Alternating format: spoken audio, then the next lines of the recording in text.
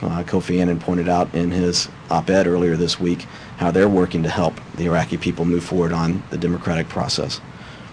And yesterday, after your explanation of Mr. Rove's remarks before the Conservative Union in New York, Democrats went to the Senate floor, held a news conference, pretty much teed off on this, calling for either an apology, one that they said it would be a profound apology. They called it gutter politics, nauseating and vulgar, and said that if Karl doesn't apologize appropriately, he should be resigned, and even suggested the president should apologize. What's the thinking on it later? There's no reason for that. It's still puzzling why Democratic leaders were coming to the defense of liberal organizations like MoveOn.org and people like Michael Moore. Karl was talking about the conservative philosophy and the liberal philosophy when it comes to the war on terrorism. And I think that he would, again, go back and look. He was speaking to a political organization, the New York Conservative Party, and he was talking about different political philosophies. I think that's what you do when you speak to political organizations.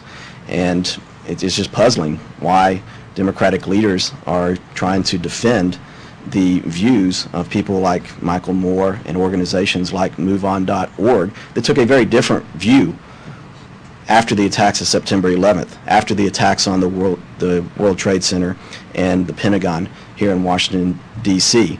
And you can go back and look at some of the comments that they made, but MoveOn.org had urged restraint and understanding, and they had said that we shouldn't be using instruments of war, that we should look at international law, human rights law, and international organizations to indict people.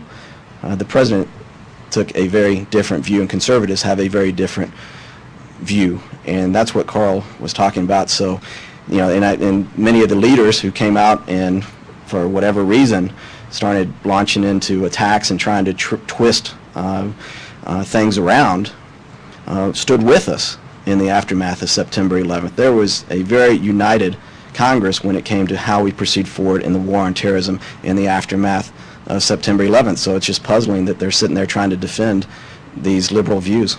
But insofar as the administration and the president clearly disagree with those views, insofar as it's a philosophy, what is the conservative view of the liberal anti-war pacifist philosophy? What is the view? Right or wrong, but is it a legitimately debatable philosophy? Yes, I think it's important for the American people to know what the different philosophies are, and that's all Karl was pointing out in his remarks.